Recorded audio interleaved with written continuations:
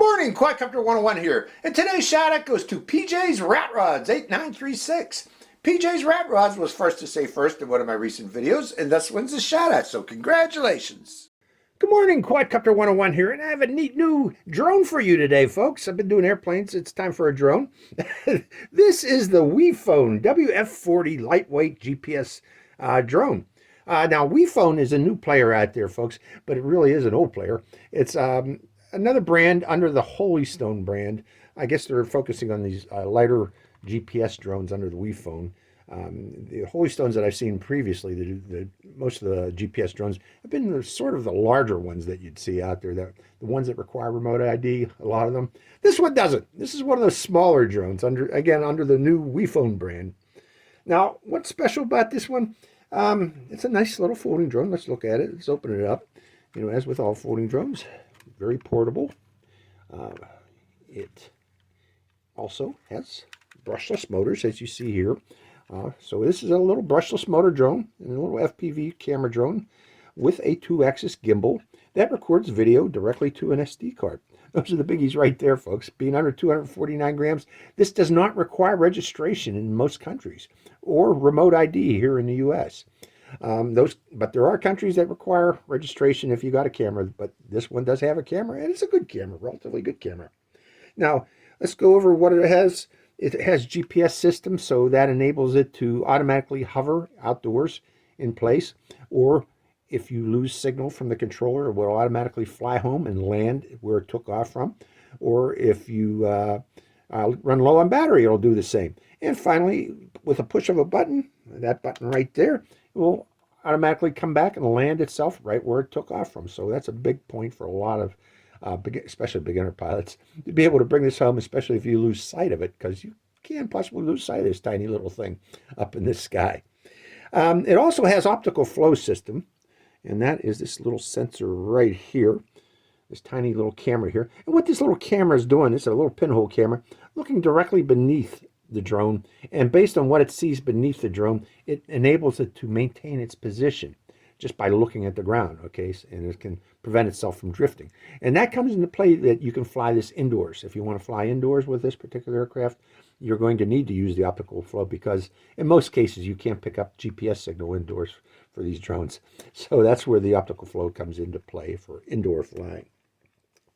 Okay, I mentioned GPS GLONASS. Now it is powered by, I didn't mention the weight. Did I mention the weight? This only weighs 212 grams. For those of you wondering what the weight was, you know, I mentioned it, it's lightweight, it doesn't require remote ID. But again, this only weighs 212 grams, and that's with the battery installed. So it's a very, very lightweight little drone. Now, it's powered by these little 7.4 volt, no, ain't little, but these 7.4 volt, 1500 milliamp hour batteries. It's predicted to give up to 22 minutes of flight time, and you get 2 of them in the package. And with that, they're advertising this as 44 minutes of flight time for the drone, based on 22 minutes per each battery. So keep that in mind, folks. Now, they're also advertising that this drone has a 4K camera. Well, that's kind of true and kind of false, okay? It takes 4K photos. When I say 4K, I mean resolution of 3840 by 2160 pixels. It does take that. However, the video that it takes is actually 2K, 1440p, which is 2560 by 1440 pixels. But it takes it at 30 frames per second. So, you know, at a good, relatively good speed. Now, the video samples that I've seen so far from this, they look pretty good, okay, even at 2K. You know, 2K is better than 1080p, but it's not quite 4K. So keep that in mind, folks. This takes 4K photos, but 2K video at 30 frames per second. And it records that, that's the biggie, to an onboard microSD card, or a TIFF card, as they call them, TIF card. A lot of drones, you know, the lower level drones, do not have this TIF card. It only records to your phone via Wi-Fi. This one records directly to that memory card, which is a big selling point right there for the drone. You won't get any of the Wi-Fi interference that you normally see with Wi-Fi only drones. Now, another thing about the camera, it has a 2-axis stabilized gimbal. So it can stabilize right and left and up and down. Plus, it has electronic image stabilization on top of that. So it should provide very stable video, even on windy days. And we're going to demonstrate that when we take it out into the field. Now, it also uses an app with this particular drone, and it uses the VS GPS Pro app available on Play and on the App Store. And with that app, it has advanced flight modes of Circle Me, where it'll circle a point and take a video of that point, and Follow Me, where it will follow you, or actually follows you, the GPS on your phone, and also waypoints. So if you want to fly waypoint missions, you can with this particular drone, using, again, the VS GPS app. Now let's go over its controller. Looking at its controller, you see two little antennas here, but I do not see any wires running up inside these antennas. So that tells me that these antennas really are just for cosmetic purposes only. It has a built-in antenna somewhere inside this case. And with that in mind, expect ranges. It doesn't have tell you what the range on this drone is, but I would expect ranges about 300 meters. That's what I see with normally these type of transmitters that don't have external antennas, around about 300 meters. And that's more than enough for this particular drone. Remember, folks, especially here in the U.S., you are not allowed to fly this out of line of sight. You got to fly this and still be able to see it up into the sky. So, and again, this is a tiny little drone. It's going to get hard to see out about 200 meters. Keep that in mind. Actually, about 150 meters is going to get hard to see that particular drone. But let's see. Let's go over the buttons on this, what this controller can do. Of course, this is throttle. This is yaw. This is pitch. And this is roll, since this is a Mode 2 controller. Other buttons on it, we have a scroll wheel to raise and lower that gimbal camera on the camera. This button here is for taking photos and videos. A quick press to take a photo and a long press to take a video. Button here is for rates, and this changes the pitch angle of the drone to enable to speed it up or slow down. Going slow, by quick press of this button, you'll hear a beep beep, and that tells you you're in a higher rate and you can fly faster. Let's see how many rates this has. Okay, it's not beeping because I'm not connected, but again, this button here you use for changing the speed of the drone. Other buttons on this, you can turn the GPS on or off. Say if you want to fly indoors, or if you having problems with the GPS, you notice it's doing toilet bowling. I don't know if this is when it's going to do that, but if you do notice that and having problems with the GPS, just turn the GPS off and switch back to optical flow mode, and the drone should maintain its position in the sky using the optical flow, and then you can manually fly it back to you. But that's only if you're having problems with the GPS. You should do that. Other things on this, it does have headless mode, and you activate headless mode by a quick press of this button here. And this button also does automatic takeoff. And to do an automatic takeoff with this drone, you have to first start the motors by bringing both sticks down and out like so. And that will put the motors into idle position. And then you hold this button down for 2 seconds, and then the drone will do an automatic takeoff. It does calibrations. You can calibrate the gyro on this drone, particularly for the optical flow mode if it's drifting in optical flow. Recommend landing the drone, putting it on a flat level surface, and doing a gyro calibration by a quick press of that button there. And also to do compass calibration, and I recommend doing this before each and every flight when you change a battery, folks. Compass calibration, when you're flying in GPS mode, hold this button down for 2 seconds, and then the drone's lights will start to flash, and you do 3 horizontal turns of the drone and until you hear a beep, and then 3 vertical turns of the drone with the nose pointed down like so, again until you hear a beep, and that will calibrate the compass. That's important for this drone to operate properly. Keep in mind that it thinks it's, when you first get it, it probably thinks it's still in China. Okay, and you're going to need to calibrate that compass to say, no, I'm in whatever country you're buying this from. So keep in mind to do that compass calibration. Other things on this particular controller, we have this button here, and this is your automatic return to home and landing button. If you want to do it manually, press that button and it will bring it home to you automatically. I forgot these are the handles for the drone to hold it. They pop down like so, and it also comes with this holder for your phone, since this uses 5.8 gigahertz, and I'm going to talk about that here shortly. Also, this is the on-off switch, and I never am able to show the screen on these LCD screens, but it has a lot of telemetry features, this particular drone, that good stuff that you need to know, like signal reception, GPS reception, how many satellites you're receiving, the battery power on your controller and the battery power on your drone, whether you're in GPS mode on or off, whether you're taking a video or taking a photo, which mode you're in. Optical flow is mode 2, and GPS is mode 1, they call this. And also, finally, your height and distance of the drone from its takeoff point. So that's the features, the LCD screen features of that. I always like to have an LCD screen. It's good backup to the app. And let's talk about that app again. I mentioned it does follow me, take waypoints, and circle me. But it requires the use of a phone with 5 gigahertz Wi-Fi. Okay, not all phones are equipped with that type of Wi-Fi. 802.11 AC Wi-Fi, to be specific. So before purchasing this, there's still people out there with older phones that don't have that. If you got an older phone that is not capable of getting or receiving 802.11 AC Wi-Fi, you will not be able to use the app with this drone. So before purchasing, I strongly recommend that you first verify that your phone indeed is capable of using 802.11 AC Wi-Fi. And simply to find out, just Google search your phone's model name along with the term 802.11, and then see if 802.11 AC shows up in the search results. So that is the WeFone WF40. Nice little drone, nice little entry in the sub 249 gram drones. We're going to see lots and lots of these coming out here, folks, since, again, you don't require registration and you don't require remote ID. That's the big selling point of these tiny drones. I strongly recommend everyone consider this type of drone, okay, for you, instead of those big, heavy clunkers that require registration and remote ID. So let's go over what you get in the box. You get the box, of course.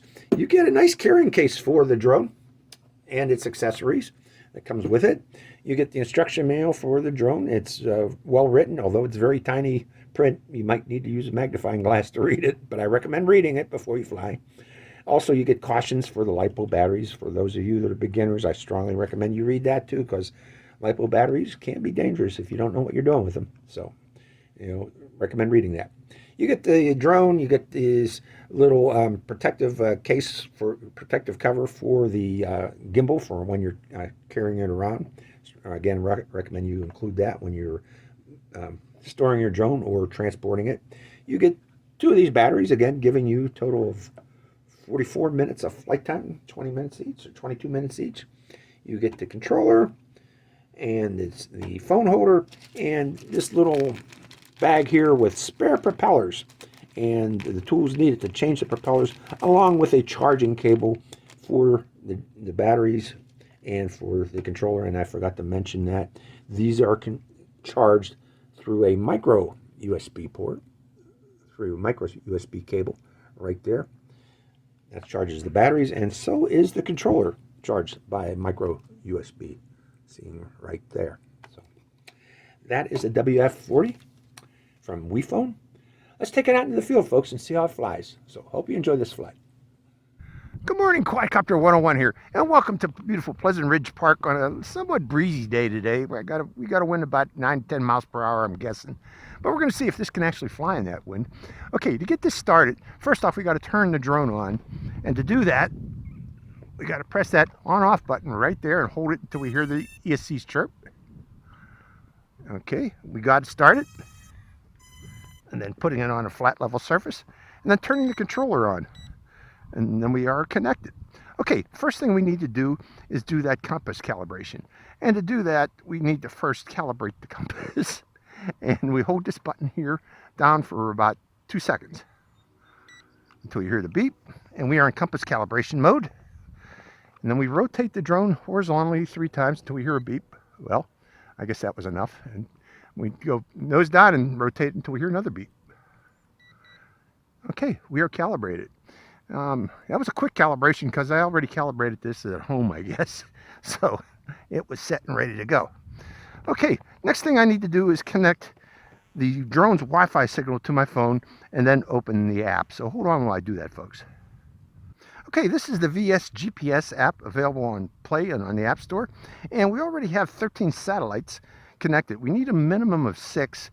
The better, the more the better, folks, but we're up to 14, 15. So we are ready to go, actually. So before we take off, I'm going to start that video recording on the drone by holding in this button down till we hear a beep, starting the motors, bringing both sticks down and out, and then pressing the automatic takeoff button. or actually pressing and holding the automatic takeoff button.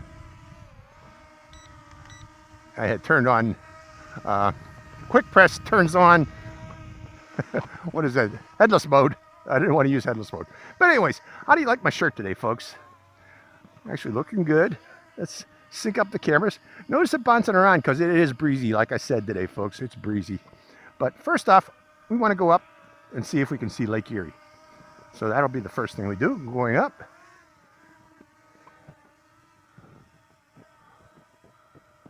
Yep, up and away to about 30 meters. And I'm going to go out by it a little too. Keep on going up, up, up. And height is 23 meters. Get up to about 30. And there's Lake Erie off in the distance. 30 meters there. So we can see Lake Erie. Okay, let's push off and head toward the road. Pushing forward. It's flying forward. And we're going to go off into the distance there a bit. Turn to the right a little bit too. And I'm going to lower the gimbal.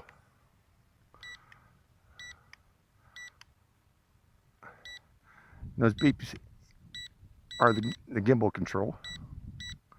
Right about there. Let's lower the gimbal a little more. Right there, so I can see the road. Going forward a bit more.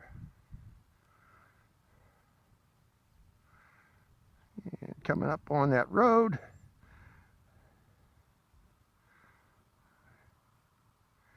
And the distance, say 228 meters, that's not right. I'm guessing we're getting close to 100 meters there, about 80 meters, 90 meters. So the distance is in feet, not in meters, apparently. Okay, let's raise that gimbal back up again, see Lake Erie. Raising the gimbal, it's coming up slowly.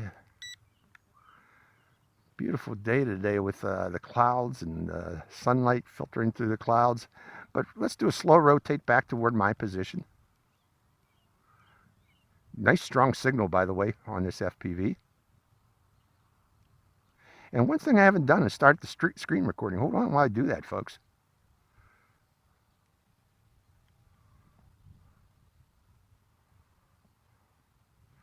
Okay, screen recording. Where are you? Record screen. Start recording.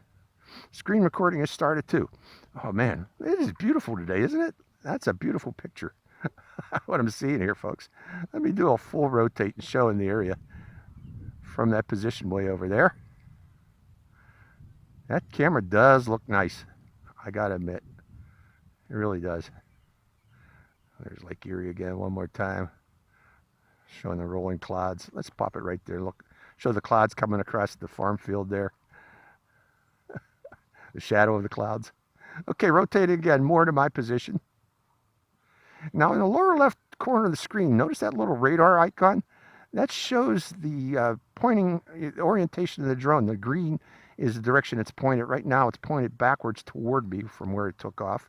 And you can see me on the ground down here. And this does have a simulation of the third axis gimbal from that image stabilization, electronic image stabilization. But anyways, from that point there, let's press the return to home button and see it come back. Turn back, GPS mode, coming back. And the distance is decreasing. And I'm going to step away from the pad because I want to see how close to the pad it comes. It's saying 150 feet. Distance. Should be getting closer and closer. Still 30 meters up there. Coming overhead. And let's see how close it gets to that pad from up there. And I'm going to stop it before it hits the pad because I want to continue flying. And we'll try some of those advanced flight control features that this has.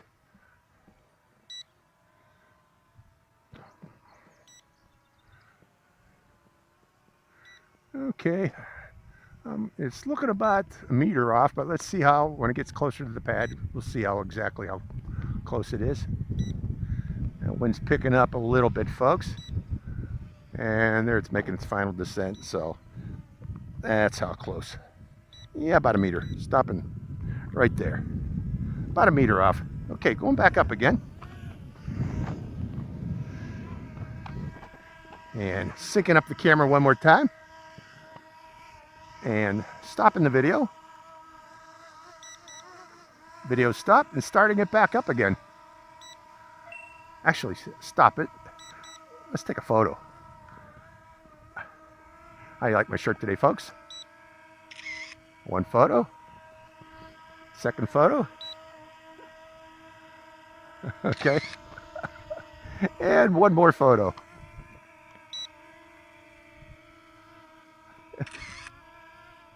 And it's taking that photo and recording it. Okay, going back to the camera. Video camera. Starting the video camera one more time. 2, 3, 4, syncing it up. Okay, let's go a bit higher, above our heads. And lowering the gimbal just a little bit. Down to see me. And in the lower left corner there, see that box? Press that box and hit follow. And follow should be activated. Follow me. Let's see if it is. Actually, let's stop the follow me, because there always is an error between where it thinks you are and where it is. And you want to be at least 30 meters out when you do these GPS follow me. So I'm going to step back a little bit more, right about here, and then press follow me one more time. Follow. Okay, follow me is activated. Let me see if I can get into the picture of it. Okay, it's following, as you can see there. And it seems to be Hubsan style. It is Hubsan style, where it stays at a compass point away from you. Let's walk toward it. See when it starts walking away from us. Let's try the other direction. I wish it had... There is an error between where it thinks I am and where it is. It is following, but the camera's not pointing at me. Let me see if I can adjust that. There, I adjusted it. Manually adjusted the camera. Manually adjusted it one more time. So, there's the follow me, folks. So, follow me comes into play. I don't know if you're on a bicycle or something, you want to have it follow you, it can, but I'm going to hit that red X there and stop it. Next thing we're going to do is circle position.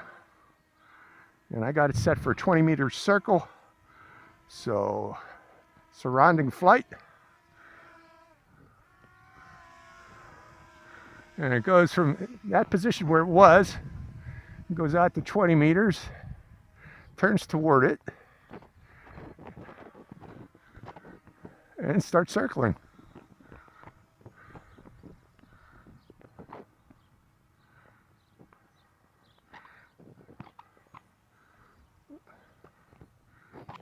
Okay, I'm trying to get into the picture so you can see me. There I am as it's doing its circle. This is where it was overhead when I hit that circle position. So what you're going to need to do, folks, is put it directly overhead the object that you wish to circle and record before hitting that circle position, because it'll reposition itself to circle that. So that's circle me. And we're going to stop it right there. And let's do waypoints now. To do waypoints, we got to go in that, actually, let me hit the box one more time, see if we're missing anything here important that I want to demonstrate. The others are not so important. So we're going to close that box. Okay, that radar in the lower left corner, click on it. And then it shows the maps, and click on it again. And let's see if, oh darn it. You need to download the maps before you come out here. And the way to do that, I'm not going to be able to demonstrate it. Maybe not. No, I'm not. You need to do that before taking off. Let's land it again. Let's see if I can, well, I'm not going to do that. We'll do that in a follow-on flight. I got another battery. We'll demonstrate follow-on or waypoints with a second battery. Okay, with the remaining battery power we got, FPV. Lowering the drone a bit. Going overhead. Raising the gimbal up. And I always go the wrong direction when I want to raise the gimbal. That's raised. Okay, let's see if we can do some Waypoint flying. Or FPV flying.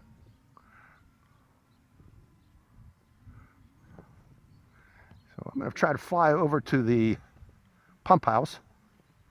I'm not going to go over under the trees because I think the battery's getting a little bit low and I don't want to smash into the trees on a return to home. But we're going to head toward the pump house and try to go around it using FPV. And this is actually working very well. Really nice and sharp pictures what I'm seeing on my camera or my screen, folks. Excellent picture, actually. Going a bit higher too. Coming to the right. Flying FPV. I think I went under a cable. There's a cable there. Oh my. I don't want to go over the road. But we're turning to the right. And heading that way.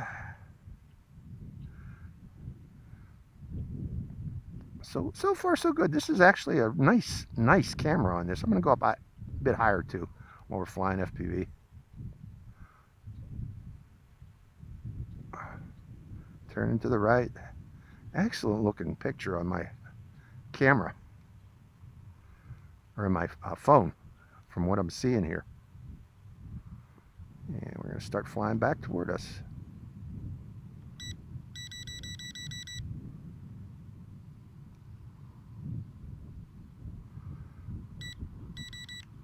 Okay, as it's coming back toward us, I'm trying to lower the gimbal.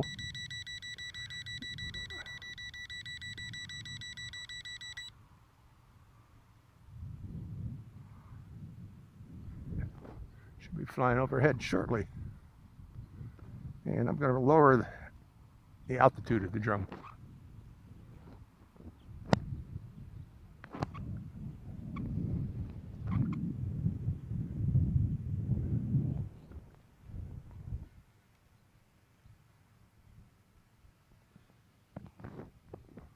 And coming up over there, and then coming down. Coming down. And turning back toward me. FPV. FPV alone. And heading back my way.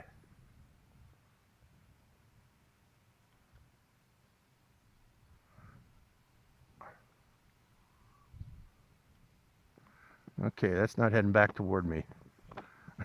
Let's see here. Okay. Where's it at? Let's raise the gimbal up. And pushing forward. Low power. Okay. We're going to see if it comes back on low power. Oh, it is. It's coming back on its own. On low power. Okay. So that's a low battery return to home. And what's it do? It comes within a 30-meter circle, I'm guessing. Low power circle. Geofence, in other words. I'm going to lower it. Manually lowering the drone. I'll give you my final thoughts here before it finishes the battery. See if it stops. So all in all, syncing it up one more time. Oh no, nice camera on this drone. It looks nice. It's not true 4K, 2K, and that's the wind buffeting it. It's really windy right now, and that affects the barometric altitude hold. We're gonna go up and down in that wind. But all in all, not a bad camera, not a bad little drone. It actually flies very nicely, especially on this windy day. So with that in mind, we're going to pop one more battery in. We're going to do a quick demonstration of the what do you call it? The Waypoint mission that this can do. But we're going to fly it until actually the battery dies. We're going to do it, let it do an automatic return to home. So pushing forward in this wind. Yeah, let's see if there is a geofence. I'm curious if there's a geofence. Going forward. And does it stop? Yep, right there. A distance of, it says 21, so that's 20 meters. Now the meters are correct. That is about right, 20 meters right there. So it does have a 20-meter geofence. Turning back to my position. And the wind is buffeting it, I gotta admit. The wind is picking up. So we might have to skip that. Look at that. Look at the tilt on that thing.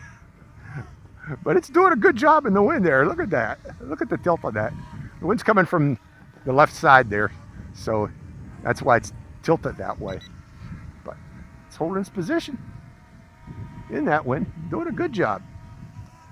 So yeah, we're going to skip the waypoint flying today because I don't want to do it in this wind. It's just too strong.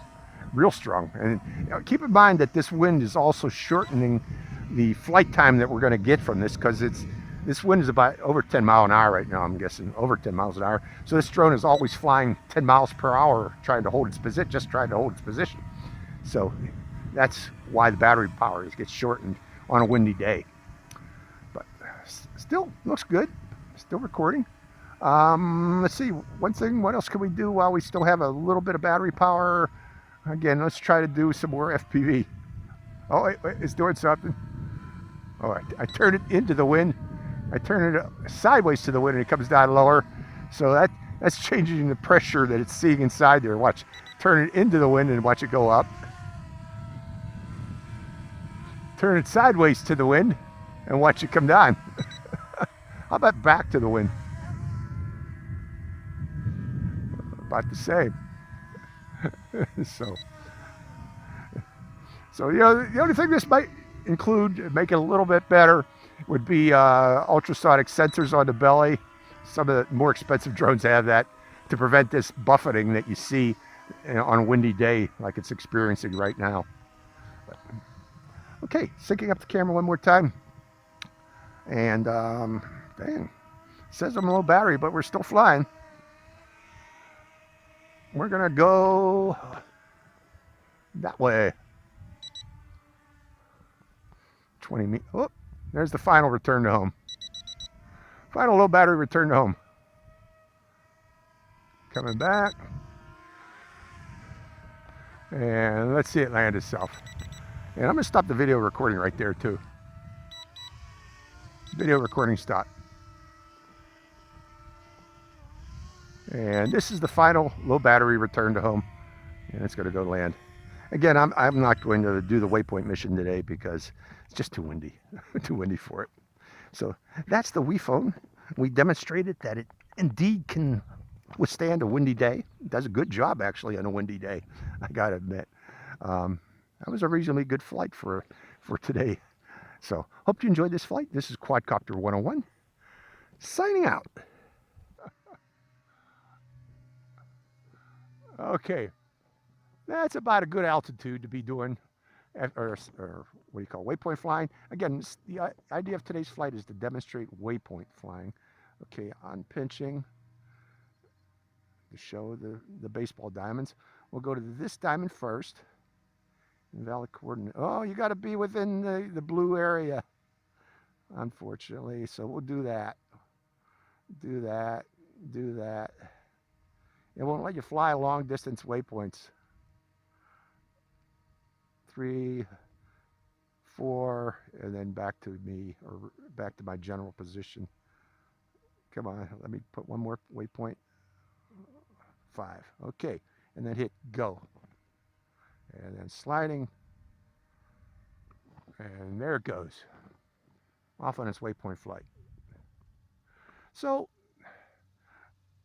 I was hoping it could go do long distance waypoint missions, but no. It only lets you go out to about, looking like about 100 meters. 100 meters. Well, that's enough for most people, but some people like to go out kilometers on their waypoint missions. This won't let you do that. There it is, going to waypoint number 2, which would be the other baseball diamond. Or no, I can't go to the baseball diamonds. I'm sorry.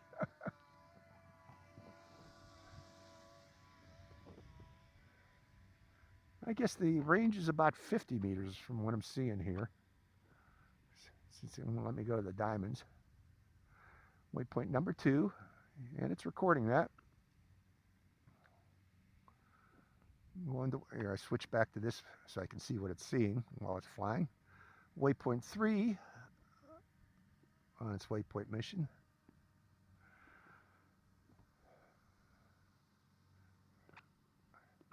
And then I'm going to waypoint 4. Yeah. And once it gets to waypoint 4, it should fly back to me to waypoint number 5.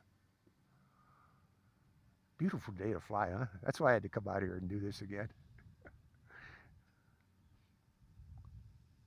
Yeah, this is a great first quadcopter for those wishing to get into GPS flying. Yeah, this one, it works. The features work. The camera is relatively good. You know, it's not 4K. 2K though is more than enough, folks. More than enough. And there was waypoint 5, coming up on waypoint 5. Okay, and while we're there, let's see if we can come out of, am I out of waypoint mode? I guess I am. Hi, Quadcopter 101 here again. Hey, if you want to get your own shout out in one of my future videos, make sure you subscribe to my channel. It's real simple. Just go to my channel page and click on that subscribe. And also make sure to click that bell button right next to the subscribe button. That way you get notified when I release a brand new video immediately and give you a chance to get that first shout out. So give it a try, folks.